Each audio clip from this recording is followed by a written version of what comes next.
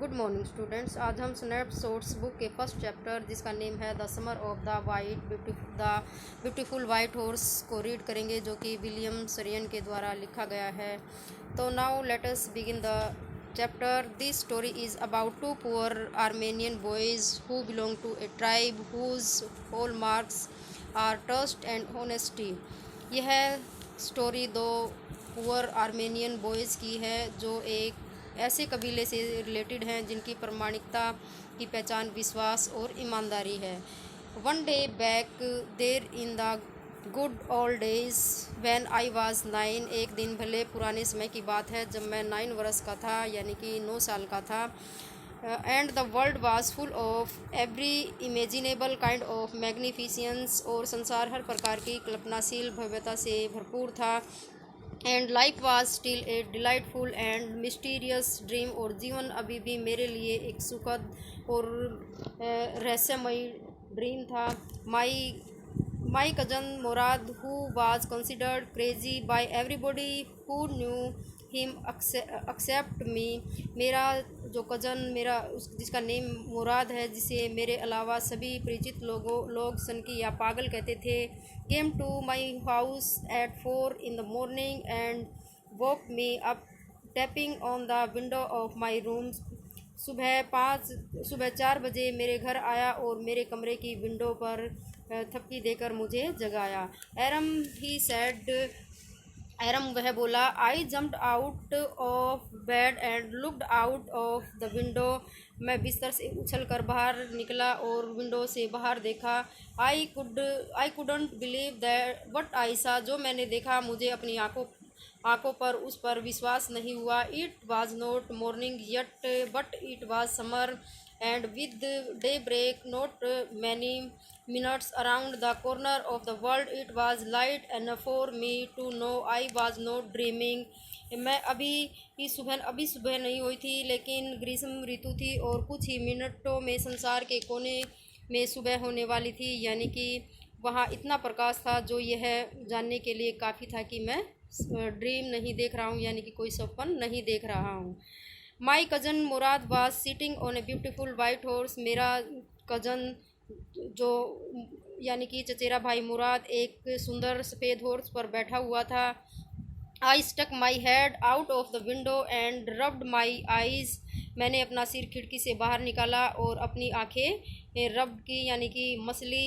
Yes he said in Armenian.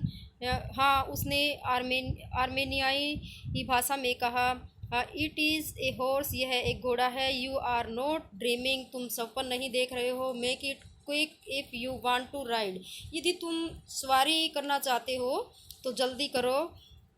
I knew my cousin Murad enjoyed being alive more than anybody else who had ever fallen into the world by mistake। मैं जानता था कि मेरा चचेरा भाई मुराद जीवित रहने का आनंद किसी भी दूसरे व्यक्ति जो संसार में गलती से आया है वह उसकी अपेक्षा अधिक लेता था। But this was more than even I could believe. पर यह तो मेरी विश्वास की सीमा से बाहर था कि मैं उसको विश्वास नहीं कर पाया। In the first place my earliest memories had been memories of horse and my first longings had been longing to ride. ये पहली बात, मेरी सबसे पुरानी यादें तो घोड़ों से ही जुड़ी हुई थी और मेरी पहली इच्छा भी घोड़ों की सवारी करना ही थी। This was the wonderful part. यह एक हैरानी की बात थी। In the second place we were poor. और दूसरी बात थी कि हम निर्धन थे, यानी कि हम गरीब थे। This was the part that would not permit me to believe what I saw. यह वह कारण था जो मुझे अपनी आँखों देखी पर विश्वास नहीं करने दे रहा था, यानी कि जो मैंने देखा था उस बात पर मुझे यकीन नहीं हो रहा था। We were poor. हम गरीब थे। We had no money. हमारे पास मनी भी नहीं थी, यानी कि पैसा नहीं था। Our whole tribes was poverty stricken. हमारा सारा कबीला गरीबी से ग्रस्त था, यानी कि पूरी तरह से गरीबी थी। Every branch of the Garoghlanian family was living in the most amazing and comical poverty in the world।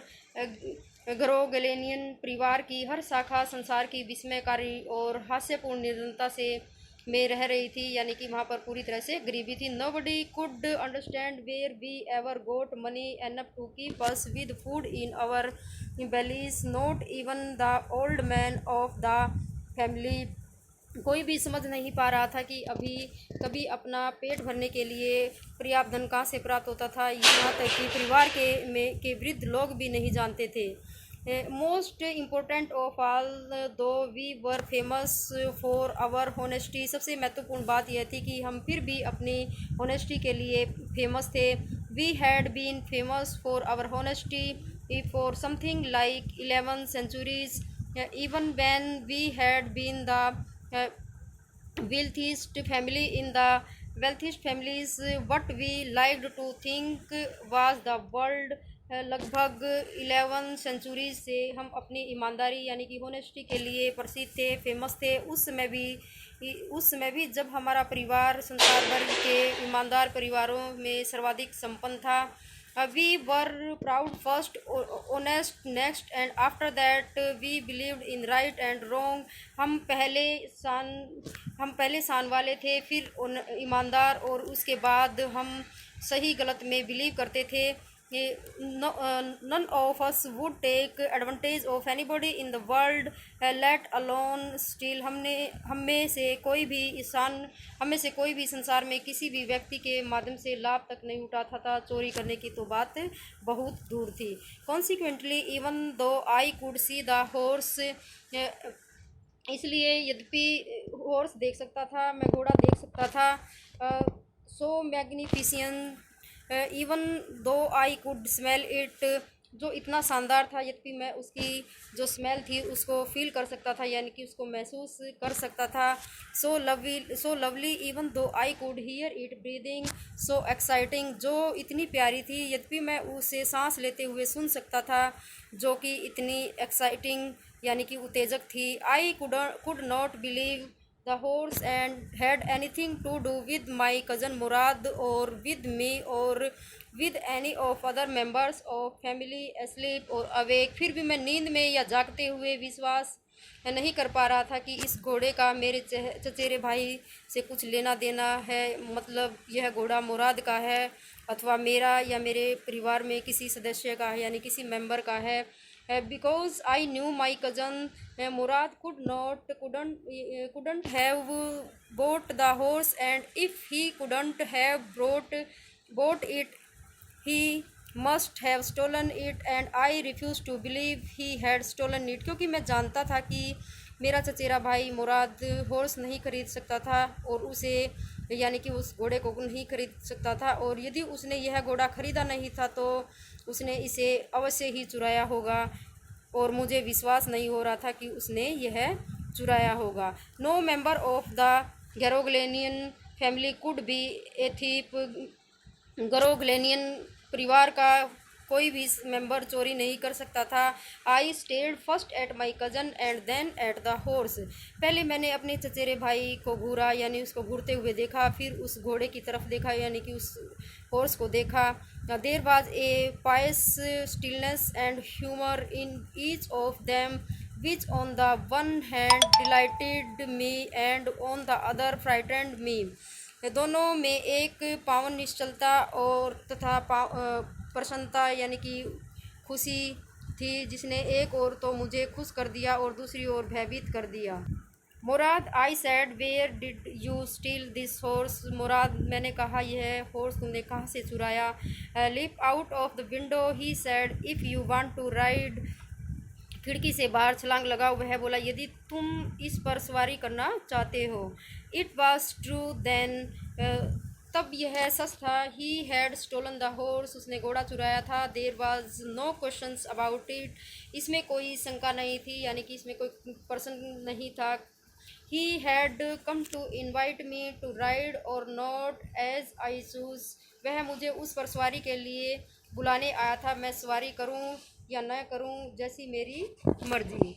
Well it seems to me stealing a horse for ride was not the same thing as stealing something else, such as money। खैर मुझे लगा कि सवारी के लिए घोड़ा चुराना और कोई अन्य चीज़ जैसे धन चुराना एक समान नहीं था, यानी कि ये दोनों चीज़ें अलग अलग थी। For all I knew may be it was not stealing at all, जहाँ तक मेरी जानकारी थी शायद वह चोरी थी ही नहीं। वह कहता है कि वह तो चोरी थी ही नहीं। If you were crazy about horse and way my cousin Murad and I were it was not stealing, यदि आप घोड़ों के प्रति इतने क्रेजी हैं, यानी कि उसको इतने लेने के इच्छुक हैं जितना मेरा चचेरा भाई मुराद तथा मैं, तो यह चोरी नहीं थी। It would not become stealing until we offer to sell the horse, which of course I knew we would never do। तो यह यह चोरी तब तक नहीं कहलाती जब तक हम घोड़े को बेच नहीं देते, और मैं जानता था कि ऐसा हम कभी भी नहीं करेंगे। तो आज की क्लास में बस हम इतना ही चैप्टर करेंगे, बाकी का जो रिमेनिंग पार्ट है यानी कि इसको कंटिन्यू नेक्स्ट क्लास में करेंगे। आपको यहाँ तक जितना मैंने चैप्टर आपको करवाया है इसको अच्छे से रीड करना। थैंक्स।